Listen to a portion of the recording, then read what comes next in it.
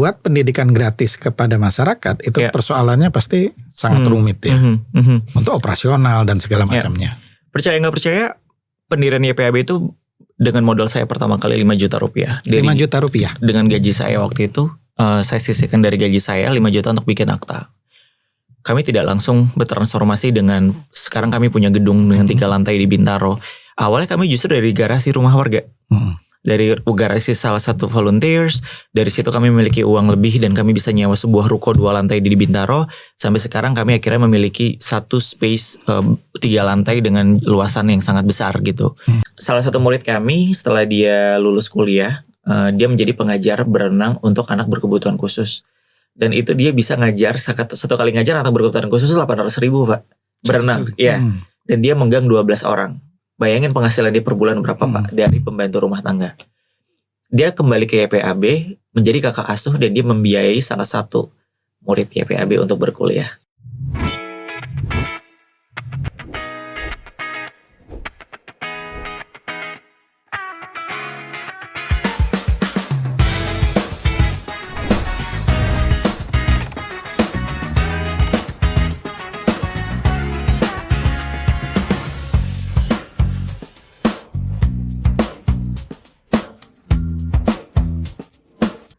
Assalamualaikum warahmatullahi wabarakatuh.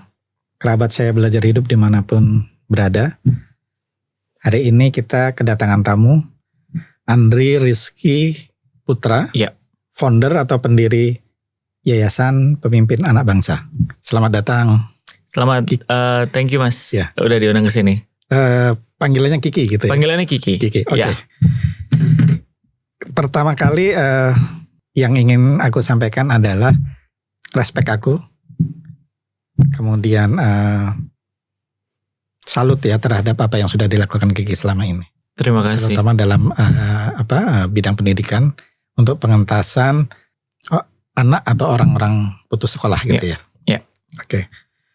Nah mungkin pertama kali diceritakan adalah apa itu YPAB? Oke. YPAB itu singkatan dari Yayasan Pemimpin Anak Bangsa. Secara prinsip kami ini adalah kegiatan belajar mengajar berbasiskan paket Pak. Paket A untuk SD, paket B untuk SMP, paket C untuk SMA. Mereka yang tergabung di sini adalah masyarakat putus sekolah, tidak mampu, dan usianya sudah bukan lagi di usia sekolah. Jadi Bapak bisa melihat umur 24, lalu masih dalam mengambil paket B, mengejar paket B atau setara SMP, atau ada juga yang umur 44 tahun, menempuh pendidikan selama 3 tahun untuk paket C di YPAB. Yang membedakan YPAB dengan lembaga lain adalah kami institusi pendidikan yang berbasis kejujuran, sehingga kualitas pendidikan akan sangat kami jaga karena pengajarnya adalah relawan. Dari berbagai macam profesi, ada yang dari dosen, dokter, lawyer, dan mereka secara voluntarily ngajar di YPAB. Dan mungkin sebagai titik berat dari sini adalah ini kegiatannya gratis. Mereka belajar 3 tahun, SMP 3 tahun, SMA tidak dipungut biaya sama sekali.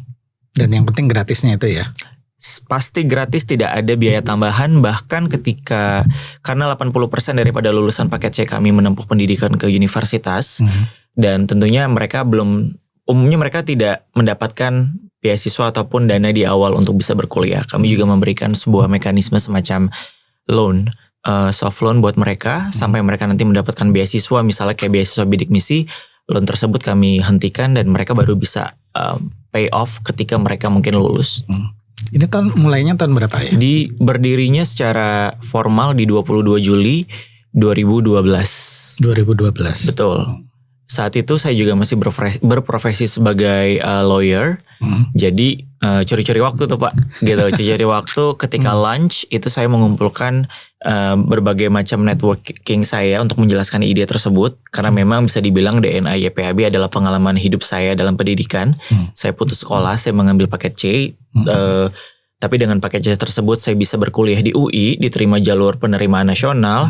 Lalu saya bisa berkuliah juga di Boston University dan berkuliah lagi di Stanford University. Dan barusan saya mendapatkan admission ke PhD untuk di Utrecht, Belanda.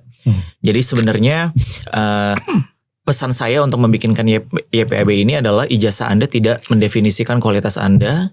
Ijazah hanyalah secari kertas, tetapi yang membuat Anda berbeda adalah bagaimana Anda menempuh pendidikan dengan baik, berintegritas dan berkualitas. ya keren ya. Artinya di usia semuda ini sudah memikirkan bukan hanya untuk pendidikan sendiri, Ya. tapi juga buat orang-orang sekitarnya yang terutama yang putus sekolah tadi. Ya. Oke, kemudian nah ini pertanyaan ketika saya melihat arti YPAB itu Yayasan Pemimpin Anak Bangsa. Kenapa bukan Yayasan Pendidikan Anak Bangsa? Karena esensinya kami ingin menciptakan pemimpin yang berkarakter.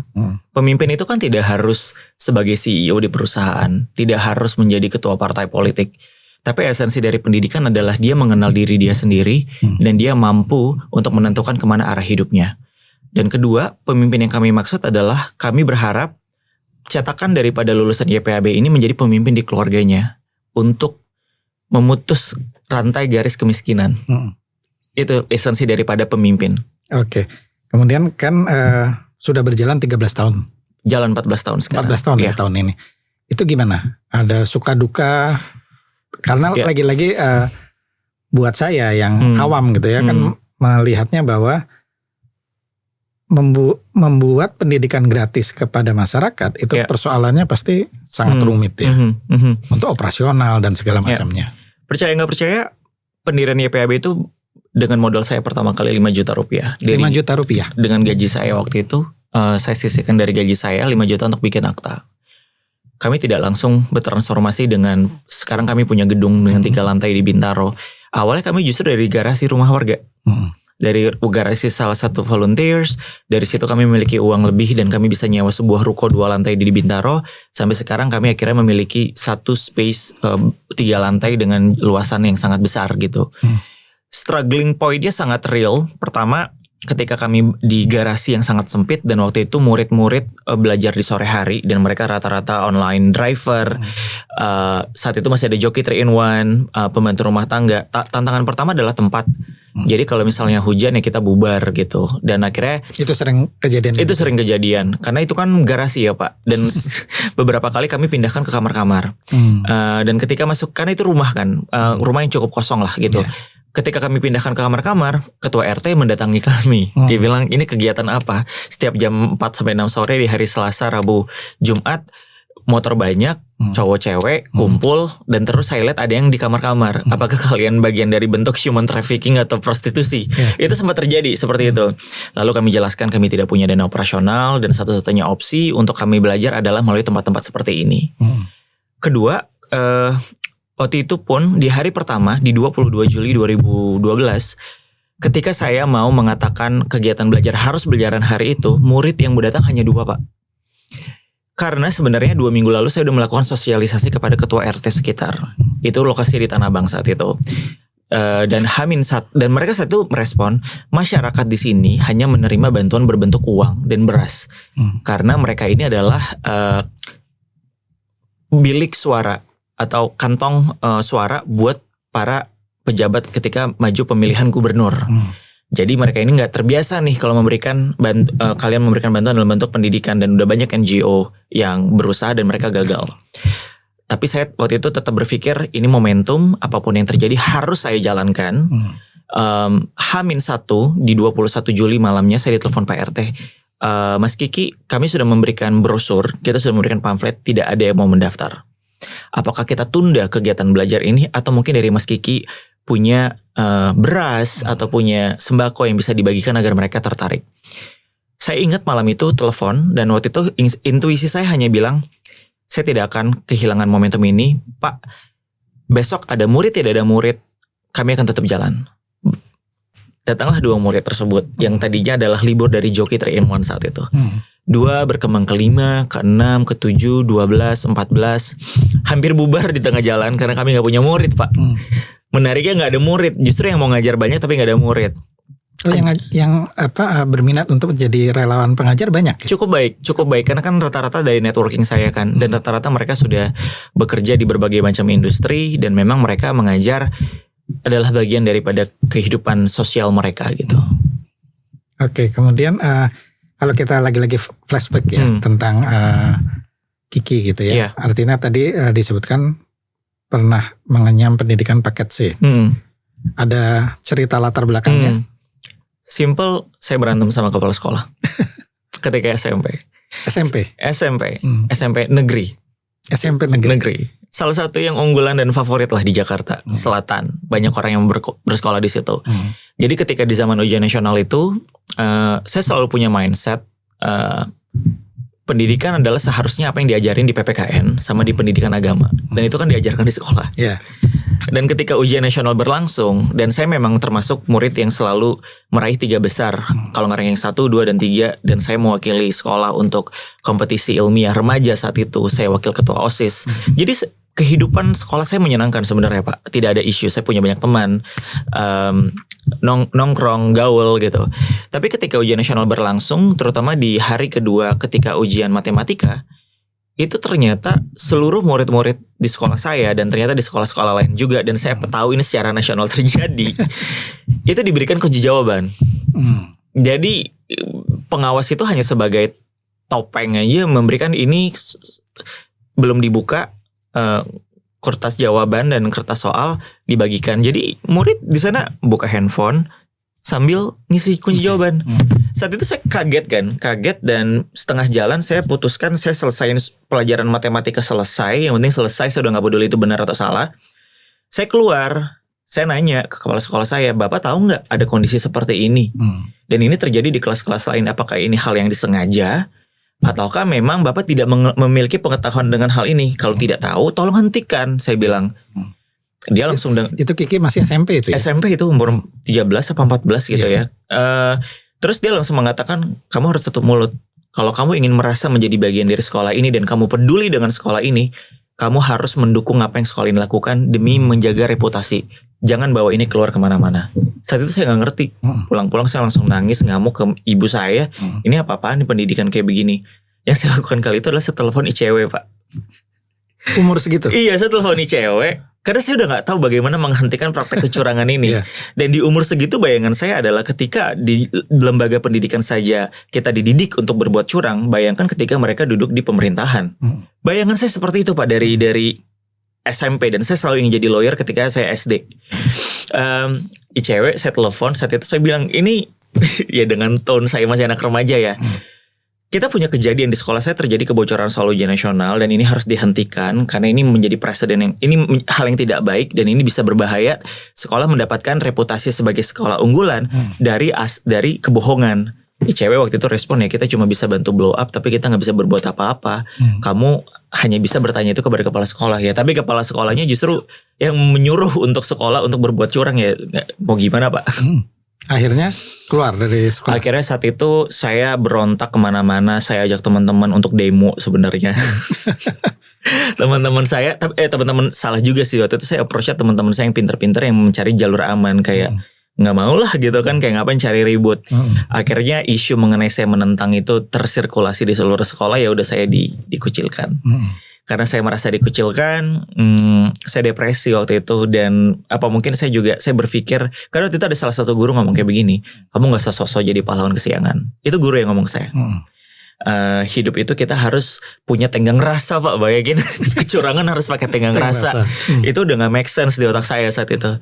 Jadi saya masuk SMA juga di Jakarta, hanya bertahan sebulan.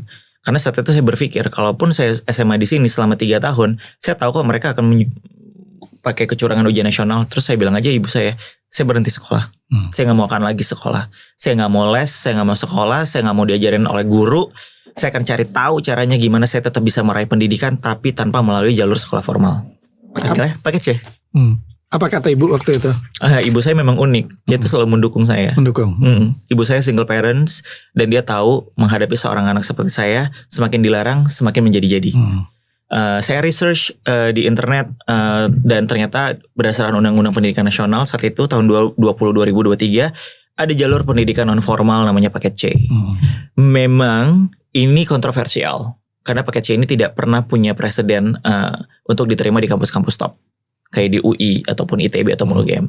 Rata-rata saat itu banyak yang gak mempercayai paket C. Tapi kan saya pikir saat itu negara mengakui sepanjang saya bisa membuktikan kualitas saya dengan nilai yang baik. Dan saya ikut ujian nasional masuk perguruan tinggi negeri. What's wrong? Ya udah akhirnya saya belajar paket C. Dan waktu itu memang sistemnya saat itu sangat fleksibel ya. Dibanding sekarang yang harus 3 tahun. Saat itu adalah dimungkinkan saya mengambil paket C lebih cepat. asal saya melalui tes IQ. Saya tes IQ kalau nggak salah itu 136 atau berapa gitu, benchmark mereka di atas 125. Ya udah, saya ambil paket C, saya belajar otodidak, saya tidak ikut lembaga manapun. Saya pakai buku-buku kurikulum zaman dulu, saya bikin buku sendiri, saya catat sendiri, saya ketik sendiri. Lulus paket C dalam waktu 1 tahun. Dalam waktu 1 tahun. Lulus SMA dalam 1 tahun. Nah itu kemudian yang bisa melanjutkan ke UI tadi ya. Nah, ada drama lagi. Ada drama lagi. Paket C ini bisa keterima di UI nggak? Ya kan, itu menjadi big question mark. Keluarga saya, keluarga besar, tetangga itu pada marahin ibu saya. Anak, kok dibiarin sih seorang anak dibiarin putus sekolah? Bukan karena tidak mampu kok bayar sekolah. Dan selama ini saya selalu beasiswa, nggak pernah bayar sekolah dari SMP gitu. Yeah. Dan ketika SMA saya mau keluar dari pihak SMA, approach ibu saya, dibilang jangan, Kiki ini punya potensi yang luar biasa besar dan kami siap untuk menanggung biaya dia selama berkuliah di SMA. Saya bilang masalahnya bukan di biaya, masalahnya adalah sebuah sistem yang bobrok dan saya tidak mau menjadi bagian dari sistem itu. Dan terbukti akhirnya saya masuk UI melalui jalur paket C. Dan ketika di UI pun, karena saya punya rasa amarah yang luar biasa besar ya Pak ya, untuk membuktikan bahwa saya itu tidak bisa didefinisikan dari ijazah saya menjadi lulusan tercepat di UI S1 Fakultas Hukum. Saya lulus S1 di usia 19 ya kalau nggak salah. Itu dalam waktu 3 tahun. Lulusan tercepat di semester 6. Semester 5 saya udah skripsi. Saya ikut kompetisi, menang juara 3 mahasiswa berprestasi nasional dan saya cum laude. Akhirnya umur 19 saya kerja di sebuah law firm. Di umur 19 jadi baby lawyer sekali ya. Dan kemudian melanjutkan juga sampai ke Boston University. Jadi saya waktu itu memang sudah punya janji, kalau dengan ijazah paket C ini saya bisa masuk UI, saya mau mendirikan sekolah gratis. Jadi udah diniatkan itu udah ada jadi prinsip saya. Jadi ketika saya lulus, saya masuk ke law firm. Dunia law firm kan pekerjaannya lumayan jam kerjanya tidak ada sebenarnya. Di situ akhirnya saya resign setelah 1 tahun. Karena saya selalu dimimpi buruki kata-kata yang pernah saya janjikan. Ki, mana sekolah gratisnya gitu. Dan saya merasa saya gak harus menjadi pejabat untuk membuat sekolah gratis. Saya tidak harus menjadi orang yang sangat powerful dan kaya. Karena saya tahu DNA cara membuat sistem ini. Akhirnya saya resign dan selama 1,5 tahun saya nganggur. Kalau dari sisi hukum saya nganggur, tapi sebenarnya saya mendirikan YPAB. Sampai YPAB bisa berkembang sekarang. Dan saya merasa gak ada yang dirugikan kok. Saya udah hemat sekitar 2-3 tahun akselerasi, 2-3 tahun akselerasi, 1,5 tahun nganggur gak dapat kerja. Bukan gak dapat kerja, gak ada pekerjaan, gak ada masalah bagi saya. Dan mungkin Tuhan membuat saya lulus secepat itu di SMA dan di kuliah adalah waktu yang saya miliki itu untuk bisa berdedikasi kepada masyarakat yang putus sekolah seperti saya. Oke. Dan kemudian kalau melihat dari rangkaian ini, kemudian secara pendidikan Kiki juga di UI, kemudian di Boston University. Sebetulnya kalau untuk berkarir secara pribadi itu kan kemungkinannya besar ya. Tapi kenapa memilih untuk kemudian mengembangkan YPAB itu? Jadi ketika mendirikan YPAB ini, nilai utama kami adalah integritas. Karena ketika paket C saat itu, karena saya marah dengan pendidikan yang sangat korup di Indonesia, saya berjanji suatu saat jika saya diberi kesempatan, saya ingin membangun institusi pendidikan yang saya kelola berdasarkan kejujuran. Sehingga di YPAB itu kalau ketahuan nyontek bisa kita DO. Dan udah ada contoh-contohnya. Sudah ada ya. Dan tiap tahun, biasanya kan sekolah-sekolah ini kan berusaha mendapatkan 100% tingkat kelulusan. Di YPAB itu pasti ada yang gak lulus Pak. Dan kami mengubah mindset mereka, kamu jangan takut untuk tidak lulus. Ketika kamu tidak lulus, berarti kamu memahami ada kemampuan yang bisa kamu improve lagi untuk mengikuti ujian di cycle berikutnya.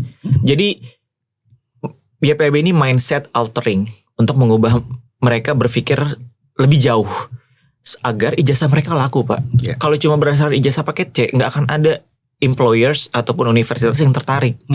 Jadi mereka bisa punya value proposition bahwa nilai yang tertara di ijazah mereka adalah hasil kerja keras mereka, sehingga nanti ketika tes interview kerja ataupun mereka mau berkuliah, mereka bisa membuktikan bahwa mereka memang capable. Nah sekarang kembali ke YPAB tadi. Tentu saja pada perkembangannya tidak bisa sendiri ya Kiki. Kemudian ada relawan-relawan. Nah itu bisa diceritakan nggak relawannya dari mana? Sekarang dari berapa orang sekarang jadi jumlahnya berapa? Iya, kalau total pendaftar relawan YPAB dari database kami dari 2012 sampai tahun saat ini ada sekitar 600-700 relawan. Tetapi kalau untuk relawan aktif itu kan bervariasi tiap tahun ajaran akademik ya. Jadi tiap tahun ajaran akademik itu kita ada onboarding tutor baru, sama kami mencari tahu lagi kepada tutor lama apakah mereka masih berminat untuk mengajar. Karena komitmennya 1 tahun penuh. Gitu. Sekarang sih kalau aktif tutor itu sekitar 60. Murid kami sekitar 120. Kecil sih sebenarnya. Tapi ya again, kalau kita mau menitik beratkan kepada kualitas, harus ada yang dikorbankan, yaitu jumlah. Karena kami juga bukan superpower dengan tutor juga tidak dibayar, Pak. Gitu ya. Jadi gedung yang dipakai pun. Jadi betul-betul relawannya juga tidak ada pembayaran terhadap mereka ya? Karena memang relawan YPAB ini menarik, Pak. Mereka itu sudah mencapai level finansial yang bisa dibilang baik. Jadi kayak ada dokter, ada yang profesor di universitas, ada juga yang kerja misalnya kayak di BRIN. Jadi ketika mereka mengajar itu, dan itu salah satu bentuk filter kami adalah mereka memang mengajar khusus karena memang mereka ingin berbuat sosial. Bukan lagi validasi untuk mendapatkan di CV bahwa saya ada relawan dari tempat ini, gitu. Ya, jadi menarik ya, secara bidang keilmuannya beragam, kemudian dari sisi jumlahnya juga sudah sangat banyak gitu ya sampai sekarang ya. Nah, itu dari sisi relawan. Bagaimana dari sisi anak atau orang yang putus sekolah tadi? Challenge-nya sangat sulitnya adalah kembali lagi mereka ini tidak mampu, Pak. Ya, dan rata-rata memang dari golongan menengah ke bawah. Kami memfilter untuk yang khusus tidak mampu. Tidak mampu. Ya. Jadi ada yang dari rumahnya dari Bogor, harus berapa jam untuk nyampe YPAB. Jadi kadang kami juga memberikan pendampingan, bukanlah penambahan support finansial kayak kita top upin kartu kereta komuter lainnya. Ada juga yang memang tidak makan berhari-hari, kadang kita juga harus mengkompensasi. Ada juga yang gak kalah penting, mereka ini adalah sosok-sosok yang penuh dengan trauma. Ada yang menjadi korban pelecehan seksual, kekerasan seksual di rumah tangganya. Yang menarik justru pertentangan mereka untuk mereka bisa belajar adalah dari keluarganya. Justru dari keluarga. Karena ketika mereka mengambil jatah waktu untuk belajar, mereka kekurangan uang untuk mengirim ke kampung. Ada juga yang suaminya yang keberatan karena ya kadang ada juga mungkin merasa terintimidasi jika pasangannya belajar. Jadi nuance mereka untuk belajar itu sangat beragam dan gak semudah itu hanya mereka datang ke YPAB dan belajar. Dan mungkin yang terpenting juga secara akademik, Pak, bayangin ada satu murid kami, dia tinggal di daerah namanya Gajah Mati di Lampung. Kembar. Ini cuma salah satu contoh ya. Umur mereka udah 27. Masuklah, belum lulus, hanya lulusan SD dan ikut ambil paket B. Belajar bahasa Inggris. Bahasa Inggris itu kan tidak mengenal, ada yang, dan matematika yang mereka udah belajar itu 15 tahun lalu. Gimana mereka mau belajar lagi? Mungkin di level SD aja mereka susah gitu. Jadi tantangan akademiknya juga luar biasa. Makanya pendekatan kami cukup individual. Dimana kami melihat ketertinggalan mereka ada di mana. Jadi kita rombak lagi tuh seluruh kurikulum yang ada di Dignas, disesuaikan dengan kebutuhan kami. Jadi kalau dilihat dari yang dikelola gitu ya, apa yang ikut di dalam YPAB, itu range-nya itu mereka putus di sekolah apa? SD, SMP kebanyakan SMP dan SMA. Paling banyak SMA sebenarnya. Paling banyak SMA. Paling banyak SMA. Kebanyakan alasan apa itu? Ekonomi nomor 1 sih. Kayak saya dibandingin alasan-alasan lain, paling ada minoritas lah, misalnya kekerasan seksual. Tapi rata-rata ekonomi, Pak. Dan mereka rata-rata dari luar daerah. Jadi semua pendatang di sini dan bekerjakan sebagai asisten rumah tangga, driver Gojek online, penjual gorengan. Ekonomi. Ini kalau dilihat dari usianya, Kiki kan pasti jauh lebih muda dibandingkan yang kelihatan lebih muda aja. Dididik kan? Saat itu jauh lebih muda. Iya. Saat artinya itu membuat mereka percaya kepada Kiki dan kawan-kawan seperti apa itu? Itu formula yang saya sampai sekarang nggak tahu. Saya juga kaget kenapa orang percaya sama saya. Itu. Saya rasa itu mengenai vibrasi aja kali ya, Pak. Mungkin bagaimana saya membawa diri, bagaimana saya menjual ide saya, dan mungkin orang bisa ngelihat saya orang yang tidak hanya memerintah, tetapi saya tidak masalah tangan saya kotor. Untuk misalnya ketika di daerah Tanah Abang saat itu, saya sampai payungin, Pak, karena murid nggak ada dan satu murid ini excuse dibilang nggak bisa datang ke Rumbel karena kehujanan. Tapi karena saya malu, tutor-tutor lain itu udah datang nggak ada yang diajar, saya samperin Pak ke rumahnya. Rumahnya, aduh mungkin mirip gubuk gitu ya. Tolong, saya minta tolong ke dia, Tony, tolong saya. Ini saya nggak enak sama teman-teman saya. Kalau kamu nggak datang, kami nggak ada murid. Sampai di tahap seperti itu Pak, merendahkan ego saya. Ya kalau sekarang keadaan berbalik, mereka yang mau belajar di kami. Iya, ya betul. Jumlahnya udah berapa ya? Kalau beneficiary sudah ribuan ya pasti 2-3 ribu udah lebih ya. Tapi kalau lulusan mungkin saya bisa ngambil statistiknya adalah mungkin lulusan udah hampir 1.000 lulusan ya. Karena kan turnovernya cukup tinggi ya. Jadi baru 1 tahun berjalan dari murid yang saat itu join 30% cabut ya gitu. Jadi mungkin ada hampir 1.000 lulusan paket A, B, dan C. Dan yang paling menarik Pak, 80% mereka kuliah. Dan saat ini profil alumni kami menarik nih. Ada yang udah jadi dosen. Oh ya? Ya. Saya nggak mark up statement. Ada rata-rata untuk yang perempuan, mereka tuh ngambil S1-nya di pendidikan keguruan di Upgris. Dan rata-rata menjadi guru, pulang ke kampung, ngajar di sekolah-sekolah di daerahnya. Saya ada melihat satu tayangannya YPAB yang memperlihatkan itu ya Pak, penjual gorengan dan istrinya penjual gorengan ya. Mereka kuliah gitu ya. Mereka tidak kuliah. Jadi gini, alasan orang untuk kembali ke sekolah dan belajar tuh beragam. Memang mayoritas di YPAB kami maunya kuliah gitu kan. Dan kuliah yang kami arahin juga kuliah-kuliah sifatnya vokasional. Jadi kami selalu bilang tagline-nya adalah mimpi yang bertanggung jawab. Kalau kamu mau ke YPAB dengan kondisi kamu yang sudah ketertinggalan sejauh itu, dan kami nggak jual mimpi untuk kamu mau jadi dokter atau menjadi lawyer hebat atau enggak. Ambillah jurusan-jurusan yang langsung siap pakai kerja. Misalnya jurusan tata boga, jurusan keguruan, kita kekurangan guru di Indonesia. Jurusan mekanik kayak membetul elektronik, teknik elektrik tapi yang diploma gitu untuk membetulkan handphone sebagainya. Kalau yang Bapak lihat tadi itu namanya Yeni dan suaminya, mereka tuh punya 3 anak Pak. Jadi tujuan mereka untuk belajar di YPAB, mereka tetap menjadi penjual gorengan, tapi supaya mereka punya kemampuan untuk mendidik anaknya di rumah. Jadi dia nggak setiap anaknya mau nanya sesuatu secara pendidikan, mereka juga bisa bantu ngajarin di rumah. Dan juga sebagai bentuk dari mereka menunjukkan kepada anak-anaknya bahwa mereka aja sebagai orang tua tidak berhenti belajar. Oke. Kemudian alasan-alasan apa yang kemudian mereka mau bersekolah lagi itu tadi antara lain ya. Kalau yang kemudian sebagian besar apa itu? Apakah memang ingin melanjutkan ke kuliah atau seperti yang kuliah pasti. Yang Yeni itu tadi? Yeni itu salah satu cerita aja, tapi rata-rata kuliah Pak. Rata-rata kuliah dan untuk memperbaiki kualitas kehidupan. Ada juga dan kami kan punya program kakak asuh. Jadi ini kayak satelit program di mana relawan-relawan yang ingin berkontribusi lebih, mereka membantu uang SPP kuliah dari murid-murid berprestasi lulusan YPAB yang kuliah-kuliah di universitas ini. Karena lulusan kami ada yang kuliah di UNJ, di UIN gitu ya, ada yang di UNS. Salah satu murid kami setelah dia lulus kuliah, dia menjadi pengajar berenang untuk anak berkebutuhan khusus. Dan itu dia bisa ngajar, satu kali ngajar anak berkebutuhan khusus 800.000 Pak. Berenang, ya. Dan dia menggang 12 orang. Bayangin penghasilan dia per bulan berapa Pak dari pembantu rumah tangga.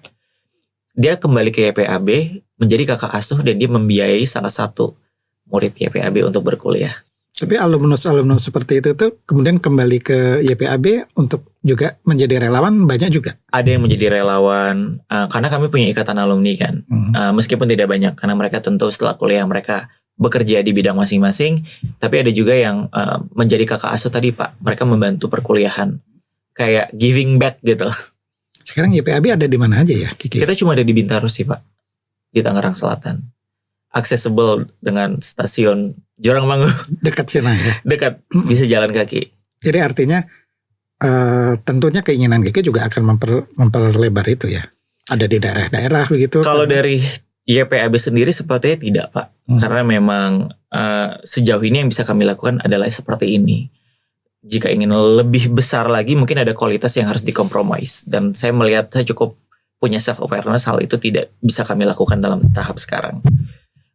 Tapi kami hanya ingin menjadi prototipe. Karena kan YPAB ini juga bagian dari kepengurusannya aktif di advokasi untuk menciptakan kurikulum yang baik. Jadi kan sekolah kayak YPAB ini kan punya komunitas dan kadang kan juga dikelola oleh Dinas Pendidikan Tangerang Selatan kan. Jadi kami aktif, kepala sekolah kami diundang untuk menjadi pemateri, perumusan kurikulum, perumusan kebijakan pendidikan non formal. Jadi kami rasa impact yang bisa kami scale up adalah bagaimana kami menjadi PKBM percontohan dan bisa membantu PKBM lain untuk membentuk kurikulum yang baik. Ya, jadi hubungan pemerintah daerah terhadap YPAB sendiri juga terjalin terus gitu ya? Kalau pusat sih enggak ya, karena kan pendidikan ini kan memang jatuhnya dia ke Dinas Pendidikan daerah. Ya. Ya jadi hubungan kami ya hanya sebatas perizinan aja sih Pak. Perizinan yang 5 tahun harus diperpanjang dan itu di Dinas Pendidikan Tangerang Selatan sama mungkin koordinasi untuk ujian nasional. Tapi selebihnya YPAB yang kelola. Kalau harapan Kiki nih terhadap pemerintah nih untuk yang dijalankan seperti ini seperti apa? Pertanyaannya umum ya Pak. Pertanyaannya bukan. Orang putus sekolah bukan berarti hidupnya selesai menurut saya. Jadi kalau pemerintah bisa memberikan atensi lebih khusus kepada pendidikan kesetaraan, itu akan memberikan begitu banyak harapan. Karena gini, murid-murid YPAB ini yang udah di usia putus sekolah pun di usia 24 terbukti kok ada yang bisa jadi dosen, ada yang bisa menjadi guru, ya kan? Jadi kenapa kita tidak juga melihat potensi itu? Daripada mereka melakukan tindakan kriminal, mereka melakukan tindakan-tindakan parkir liar sebagainya, kita berikanlah harapan. Jadi mungkin pemerintah bisa fokus nggak hanya dari sisi penyediaan lapangan pekerjaan, tapi bagaimana menciptakan individual yang juga layak untuk bekerja. Dan bekerja di Indonesia kan padat karya. Kita bukan di industri yang advance gitu ya. Tapi kita industri-industri yang sebenarnya membutuhkan tenaga kerja yang punya skill. Seperti misalnya kayak kerajinan tangan, atau misalnya tata boga, F&B sebagainya. Jadi saya pikir itu penting sih. Oke, jadi kalau pertanyaan umumnya gitu ya. Pertanyaan umumnya adalah atau yang ingin diketahui orang tentang YPAB itu, bagaimana mengelola operasional atau finansialnya, donatur atau apa gitu. Karena lagi-lagi tadi disebut tidak ada bantuan secara langsung dari pemerintah kan? Nggak ada. Ya itu dia.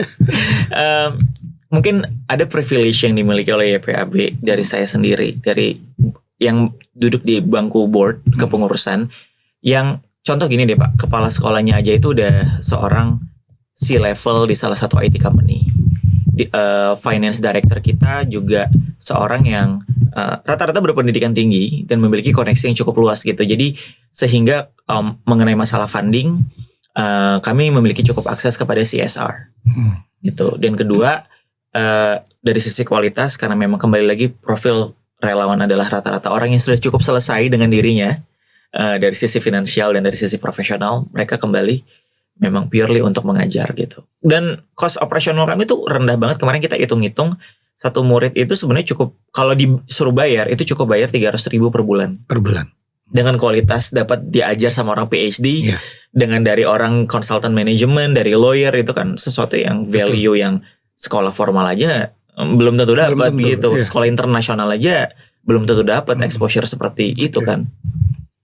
Jadi kalau dilihat yang dinyatakan oleh Kiki tadi, ada keyakinan bahwa sebetulnya potensi orang pintar itu kesempatan untuk meraih pendidikannya juga bisa besar gitu ya? Iya. Jadi sebenarnya setiap orang itu memiliki, setiap individual itu memiliki kesempatan untuk menjadi pintar. Oke. Dari sisi, kalau kita bicara mengenai kepintaran itu atau IQ itu sifatnya poligenik. Jadi begitu banyak variabel yang mempengaruhi kepintaran seseorang. Tapi memang sekitar 50-80% itu kepintaran itu bersifat genetik. Namun sebenarnya kenapa kita bisa melihat banyak anak-anak yang lahir dari keluarga miskin misalnya, atau socio-economically disadvantaged, mereka juga bisa berkarya dan meraih pendidikan tinggi dan menjadi murid yang pintar gitu. Sebenarnya yang dibutuhkan itu adalah primary caregiver. Jadi anak-anak yang hidup di rumah tangga yang miskin, kalau dia memiliki primary caregiver, misalnya orang tua yang caring, orang tua yang memberikan semangat, dan ada sebuah connection antara anak dan orang tua ataupun nenek misalnya kalau orang tuanya nggak ada, itu bisa selalu memotivasi seorang anak itu untuk meraih pendidikan. Jadi sebetulnya ada korelasi antara pendidikan dan kebahagiaan orang gitu ya? Tentunya Pak. Dan memang secara research orang yang meraih pendidikan itu tadinya kan mereka memiliki otak yang sangat aktif. Otak yang sangat aktif itu kan membuat kita semakin tahu mengenai meaning kehidupan. Dan orang yang mengetahui meaning kehidupan, maka level of happiness mereka juga meningkat gitu. Pada akhirnya kan Pak, dalam hidup ini kita ingin memiliki hidup yang bermakna dan bahagia. Memang kebahagiaan ini tricky Pak. Kebahagiaan seseorang itu ditentukan 50% dari predisposal atau genetiknya. 10% dari kejadian dalam kehidupan, misalnya ada kematian di keluarga, atau ada kecelakaan, atau baru di layoff. Dan 40%-nya adalah apa yang kita lakukan, aktivitas yang kita lakukan.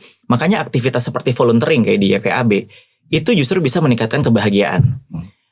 Ada satu studi dari Harvard yang sudah berlangsung dari tahun 1930 sampai saat ini. Mereka meneliti apa sih yang menjadi indikator seseorang, bahkan lulusan-lulusan seperti Harvard itu tetap bahagia. Dan selama ini kita selalu mengasosiasikan uang adalah sumber kebahagiaan. Padahal sebenarnya dari lebih dari 80 tahun studi tersebut mengatakan quality of human connections atau kualitas hubungan kita kepada orang lain itu adalah indikator utama untuk kebahagiaan. Jadi sebenarnya kalau untuk uang sendiri, uang itu akan membeli kebahagiaan sampai titik tertentu. Dari studinya, dari sebuah studi dari Canadian Happiness Project, kebahagiaan itu akan plateau ketika menyentuh angka $75,000 per tahun. Ini kita ikut angka dari mereka ya. Selebihnya kalau ada penambahan $1,000 misalnya, kebahagiaan itu nggak akan meningkat lebih dari 4%. Jadi sebenarnya selama sandang pangan papan itu tercukupi, kebahagiaan itu sebenarnya sudah ada di depan kita. Makanya hidup itu harus penuh dengan makna gitu, supaya kebahagiaan itu tidak hanya menjadi indikator dari materi. Dan tentunya meraih pendidikan yang lebih tinggi itu adalah salah satu indikator untuk membuat kita selalu bahagia. Dan kedua, saya cukup mengkritisi mengenai konsep di mana-mana saat ini, terutama dari dunia barat, semua bisa kita lakukan secara independen. Buku-buku mengenai self-help, buku-buku mengenai bahwa kita bisa hidup tanpa orang lain, itu tidak mungkin Pak. Dari manusia, kita berevolusi dalam bentuk suku dan suku. Dulu kalau misalnya kita berjalan sendirian, itu bahaya, kita bisa dimangsa oleh mangsa buas gitu. Nah, jadi sebenarnya kita itu adalah, manusia itu adalah interconnected. Secara biologi, secara emosional, bahkan secara spiritual. Jadi kalau misalnya tadi yang Bapak katakan, apakah lingkungan sangat berpengaruh? Sangat berpengaruh Pak. Karena mungkin kepintaran kita dan kesuksesan kita itu dipengaruhi oleh lingkungan di sekitar kita. Makanya carilah institusi pendidikan di mana kita dipertemukan oleh orang-orang yang memiliki vibration dan value kita yang sama. Terakhir, ada satu research yang unik banget Pak. Namanya Social Contagion Theory. Jadi teori ini mengatakan bagaimana peers atau lingkungan kita mempengaruhi moral compass secara subconsciously di diri kita. Ada dua researchnya, ada 2 atau 3. Pertama, mengenai divorce misalnya, angka perceraian. Jika kita memiliki satu teman atau sahabat yang bercerai, itu akan meningkatkan 75% kemungkinan kita juga akan bercerai. Terus kedua, kalau kita memiliki teman yang sama-sama obesitas, dia obesitas kita tidak, itu akan meningkatkan sekitar 56% potensi kita untuk menjadi obesitas. Dan terakhir yang paling penting mengenai kebahagiaan juga Pak, apabila kita memiliki satu teman yang bahagia, kebahagiaan dia akan membantu meningkatkan sekitar 6-15% kebahagiaan kita sendiri. Poin saya adalah satu, pilihlah lingkungan kamu, pilihlah orang-orang yang memiliki frekuensi dan vibrasi yang sama dengan kamu. Karena apa yang menjadi kepercayaan mereka menjadi kepercayaan kita. Apa yang menjadi value mereka akan menjadi value kita. Dan at the end of the day, apa yang mereka yakini benar itu akan menjadi keyakinan kita juga.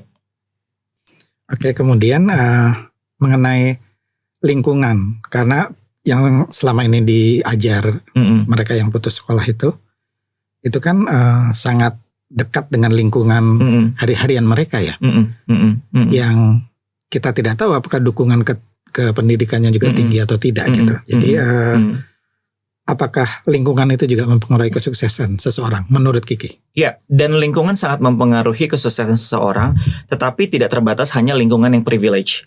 Kayak anak yang lahir di lingkungan yang socio-economic disadvantage, sebenarnya mereka memiliki keunggulan lingkungan, Pak. Kenapa? Karena dengan kondisi tersebut, anak-anak tersebut memiliki kemampuan untuk problem solving skills. Misalnya, ketika dia orang tuanya berladang dan dia harus menjaga dua adiknya. Mereka mengatur waktu kan, bagaimana dia tetap bisa pergi ke sekolah, tapi adiknya sudah makan, sudah minum susu, dan itu kan sebuah problem solving kan. Dan juga misalnya mengenai curiosity gitu. Contoh misalnya gini, rumah listriknya diputus, cari ide dong, gimana caranya supaya tetap nggak kepanasan. Bagaimana caranya untuk mendapatkan air ketika listrik diputus. Itu adalah sebuah skills yang sangat penting di tengah dunia yang sangat kompleks ini, yang mungkin itu menjadi sebuah privilege untuk mereka yang lahir dari kalangan socio-economic disadvantage. Tapi tentu itu tidak berlaku untuk semua ya Pak, gitu. Betul. Kembali lagi, apakah ada peran orang tua atau primary caregiver yang juga memberikan rasa cinta kasih sayang yang cukup untuk mereka bisa survive? Nah kemudian menurut Kiki nih, dunia pendidikan Indonesia sekarang sedarurat apa sih? Oke. Darurat credentials Pak. Kita banyak sekali dihantui oleh orang-orang pintar yang sangat manipulatif. Dan masalahnya orang-orang pintar yang manipulatif itu masuk ke kampus-kampus institusi yang terbaik di dunia. Kayak Stanford, saya dari Stanford, Harvard, Columbia dan sebagainya. Apa yang mereka lakukan Pak? Pertama, mereka mengklaim dirinya sebagai education influencers.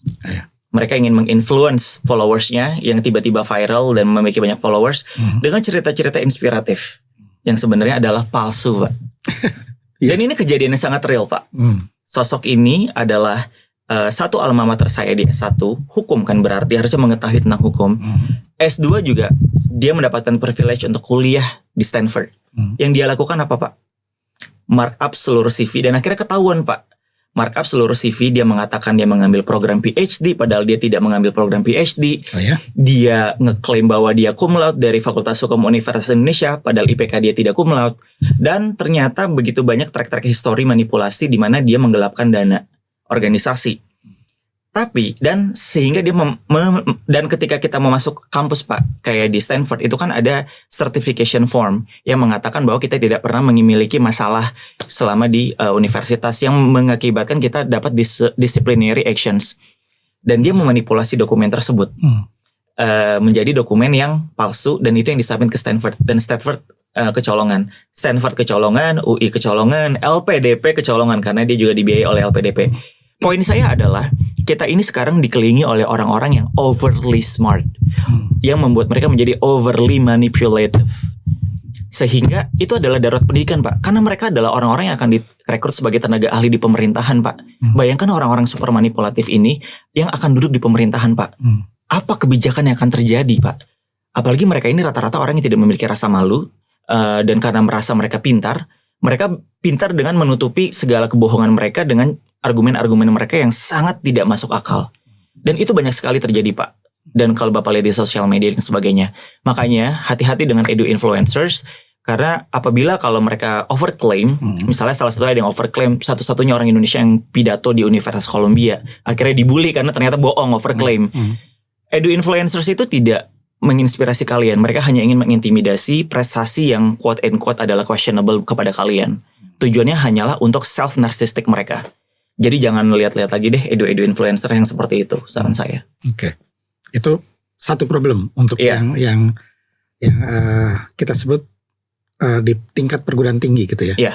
Kalau dari tingkat pendidikan dasar dan menengah ada komen terhadap problem pendidikan kita? Problem saya yang terjadi masih terjadi sampai sekarang. Artinya kecurangan itu masih terjadi Pak.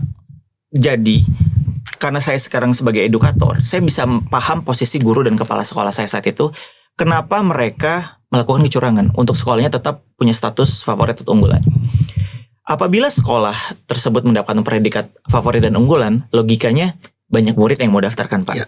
Dan itu uang dong. Dan mereka mendapatkan kompensasi dari pemerintah. Antara itu bentuk subsidi atau bentuk apresiasi karena sekolah bersifat favorit. Kalau misalnya mereka reputasinya turun gara-gara ada yang gagal ujian nasional, apa yang terjadi Pak? Mana ada orang tua murid yang mau menyekolahkan ke situ? Apakah terus uang apresiasi dari pemerintah turun nggak? kepada mereka, enggak kan? Jadi balik-baliknya ini lingkaran setan. Sekolah kita itu kasihan Pak, guru-guru kita itu dipolitisasi. Nah sekarang saya sudah tidak marah dengan kepala sekolah saya. Saya marah dengan sistem kementerian yang ingin menampilkan ke dunia internasional Indonesia sebagai negara yang berpendidikan tinggi di atas istana pasir. Semua di markup, data lulusan di markup, data angka-angka, ijazah, semua di markup Pak. Jadi ya kita semua ini hanya prestasi yang kita tampilkan ke dunia internasional adalah prestasi semu. Terbukti ketika Indonesia ikut PISA pemeringkatan PISA berdasarkan sains, matematika sama verbal seingat saya. Indonesia kan 2 terbelakang dari seluruh dunia. Kita kalah jauh dari bahkan Vietnam. Ya bagaimana mungkin kita bisa menciptakan murid-murid yang bisa Itu berkompetisi di PISA? Data baru itu ya? Ya. Berkompetisi di PISA bagaimana kalau misalnya mereka aja nggak beneran belajar kan? Dan mereka justru dibangun mentalitinya untuk berbuat curang. Ya good luck. Itu calon pemimpin kita di masa depan. Nah sebagai orang yang berkutat di dunia pendidikan secara langsung gitu ya. Kalau sekarang saya ada pertanyaan gitu. Pilihannya adalah MBG atau pendidikan gratis buat anak-anak. Boleh dua-duanya. Tapi saya mungkin lebih ke pendidikan gratis ya. Karena mungkin variabel pendidikan gratis itu pun salah satunya begitu banyak masalah kompleks di dunia pendidikan gitu. Dan saya pikir ketika mereka memiliki akses dengan pendidikan gratis, mereka juga memiliki kemampuan problem solving skills untuk mendapatkan makanan, maksudnya atau mendapatkan bagaimana caranya untuk mereka membangun kemampuan untuk rumah tangga gitu ya. Memiliki pangan yang cukup gitu untuk survive gitu. Karena misalnya kalau mereka pintar, pendidikan gratis, mereka dapat beasiswa, dia bisa gunakan uang beasiswa itu juga untuk membeli lauk di rumah misalnya sebagainya. Saya pikir itu sih. Tapi karena saya juga berbicara dari dunia pendidikan, tentu saya sangat mendukung bahwa pendidikan itu harus gratis Pak. Dan harus equal Sabang sampai Merauke, dan harus dirasakan manfaatnya kepada seluruh warga negara Indonesia. Oke, terima kasih Kiki. Terima kasih Pak. Andri Rizky Putra, founder atau pendiri YPAB, sudah memberikan banyak pencerahan kepada kita tentang dunia pendidikan, khususnya dunia pendidikan yang bukan formal ya, yang sudah dilakukan 14 tahun belakangan ini. Kerabat saya belajar hidup, itu yang bisa kita sampaikan hari ini. Semoga bermanfaat dan banyak PR pendidikan yang yang perlu kita lakukan, dan Kiki sudah memulainya. Terima kasih.